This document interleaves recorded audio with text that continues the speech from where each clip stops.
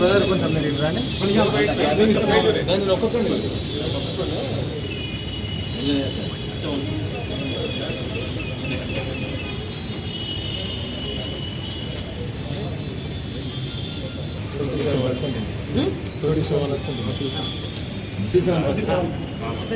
ఇదంతా తీసుకుంటాం.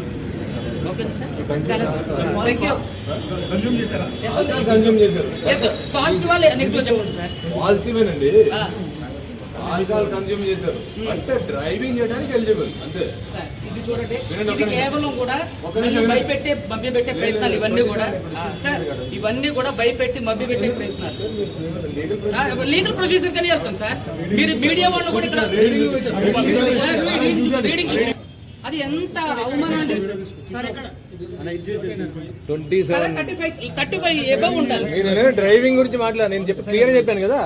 అంటే ఇది దీంట్లో ఇది పక్కదారి పట్టించడానికి అంతే కదా సార్. ఆల్కహాల్ టెస్ట్ అనేది కరెక్ట్ కాదండి.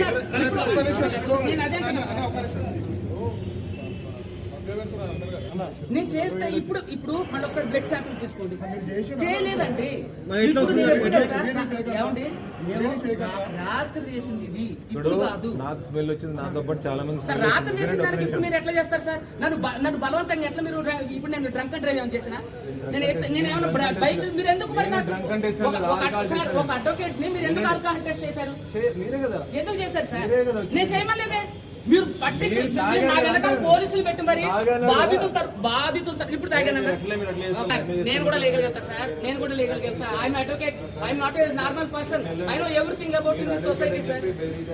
మీరు నన్ను ఎదుర్చారు. ఇప్పుడు పోలీసులు సార్, మీడియా మిత్రులందరూ కూడా చూడండి, పోలీస్ సార్ వాళ్ళు నన్ను బలవంతంగా ఆల్కహాల్ టెస్ట్ చేశారు. నేను వెహికల్ చేస్తే, నేను ఏమైనా వెహికల్ నడుపుతుంటే సార్ నన్ను ఆల్కహాల్ టెస్ట్ చేశారు. ఎందుకు అంటే పోలీస్ స్టేషన్ లీగల్ ప్రొసీజర్ తెలియాలనుకుంటా. వెహికల్ డ్రైవింగ్ చేస్తేనే టెస్ట్ చేయాలి. వెహికల్ డ్రైవింగ్ తాగి పోలీస్ వస్తే పబ్లిక్ ప్లేస్ లో ఇప్పుడు తాగానన్నా. ఇప్పుడు ఎక్కడ తాగాను చెప్పింది ఎప్పుడు? ఏమండి నైట్ ఆల్కహాల్ తీసుకుంటే నైట్ ఆల్కహాల్ తీసుకుంటే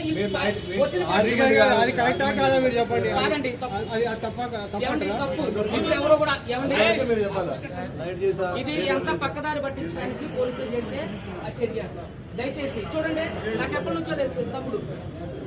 ఎప్పుడైనా సరే మేమంతా కలిసి కొట్లాడిన తప్ప ఎప్పుడైనా మేము ఎలాంటి చేసినా పోలీసులు ఇక్కడికి వచ్చేటప్పుడు మద్యం తాగి రాకూడదు అనేది ఎవరికి చెప్పాల్సిన అవసరం లేదు. మద్యం తాగి అతను వచ్చాడని చెప్పి అనుమానంతో మేము ఆల్కహాల్ టెస్ట్ చేయడం జరిగింది. ఆల్కహాల్లో 27 mg అతనికి మోతాదు దాంట్లో రావడం జరిగింది. సో దాని మీద కూడా అతనికి చర్యలు తీసుకుంటాం. సుబ్బు కంప్లైంట్ ఇచ్చినప్పుడు ఫిర్యాదు విట్నెస్లు ఎప్పుడు సమర్పిస్తానని చెప్పాడు సార్. ఎందుకు ఇవ్వలేకపోయారు? ఏమైనా తెలుసా? ఏమైనా అడిగారా మీరు? ఎఫ్ఐఆర్ రిజిస్ట్రేషన్ కాగానే ఇస్తామని చెప్పేసి అన్నారు. సో మేము కూడా అదే అనుకున్నాం. ఇంతవరకు అతను ఇవ్వలేదు.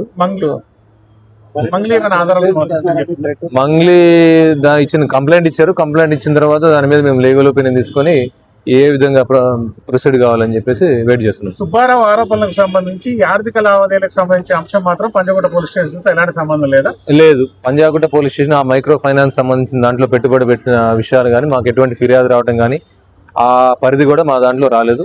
ఒకవేళ మాకు కనుక కంప్లైంట్ కానీ ఇస్తే కన్సర్న్ పోలీస్ స్టేషన్ మేము దాన్ని ఫార్వర్డ్ చేయడం జరుగుతుంది. సార్ మీరు సుబ్బు ఫిర్యాదు మీద ఎలాంటి చర్యలు తీసుకున్నారు? మంగ్లీ ఫిర్యాదు మీద ఎలాంటి చర్యలు తీసుకున్నారు? ఇప్పటి వరకు జరిగింది ఏంటి? ఎవరైనా ఎవిడెన్స్ సమర్పించారా? సుబ్బారావు గారు 6 రోజుల క్రితం మాకు పోలీస్ స్టేషన్లో కంప్లైంట్ ఇవ్వడం జరిగింది. కొంతమంది వ్యక్తులు అతన్ని బెదిరించారని చెప్పి, మధు తదితరులు బెదిరించారని చెప్పి, దాంట్లో మంగ్లీ అని చెప్పేసి ఒక సెలబ్రిటీ వాళ్ళ తమ్ముడు ఉన్నారని చెప్పేసి దాంట్లో పర్టికులర్గా ఆయన మెన్షన్ చేశారు. దాంట్లో బెదిరించారు, తర్వాత మమ్మల్ని తిట్టారని చెప్పేసి ఆయన కంప్లైంట్ ఇచ్చారు. ఆ కంప్లైంట్ అనేది నాన్ కాగ్నిజబుల్ ఇంగ్రీడియంట్స్ ఉండడం వల్ల మేము కోర్టు పర్మిషన్ తీసుకొని దాంట్లో కేసు రిజిస్ట్రేషన్ చేయడం జరిగింది. సో ఇప్పటి వరకు కేసు రిజిస్ట్రేషన్ అయిన తర్వాత అతని ఇంతవరకు మాకు ఎటువంటి ఆధారాలు సమర్పించలేదు. దాంట్లో ఎవరెవరు ఆయన బెదిరించిన టైంలో ఉన్నటువంటి సాక్షులు కూడా ఎవరిని ప్రొడ్యూస్ చేయలేదు. దానికి సంబంధించి మేము కూడా మార్నింగ్ నుంచి కాల్ చేసాం. ఫోన్ కాల్స్కి అతను స్పందించలేదు. కాకపోతే నిన్న మంగ్లీ గారు నిన్న వచ్చి కంప్లైంట్ ఇవ్వడం జరిగింది. సత్యావతి మంగ్లీ ఆ కంప్లైంట్ ఇచ్చిన దాని ప్రకారం కూడా మేము కంప్లైంట్ తీసుకొని దాని మీద లీగల్ ఒపీనియన్ కోసం పెట్టాం. అది సాటర్డే భయభ్రాంతులు గురి చేయడం కాదు. పోలీస్ స్టేషన్ అనేది పబ్లిక్ ప్లేస్. ఇక్కడికి ఒక డిసిప్లిన్గా రావాల్సి ఉంటుంది. ఎక్కడైనా సరే పబ్లిక్ ప్లేస్ ఎక్కడైనా కూడా వేరే ఫిర్యాదుదారులు ఉంటారు, చాలా మంది ఇక్కడికి వస్తారు కాబట్టి ఇక్కడ ఒక పద్ధతిగా రావడం జరుగుతుంది. మోర్ ఓవర్ ఇక్కడ అంతా పోలీస్ స్టేషన్ అనేది ఒక ఇంపార్టెంట్ ప్లేస్.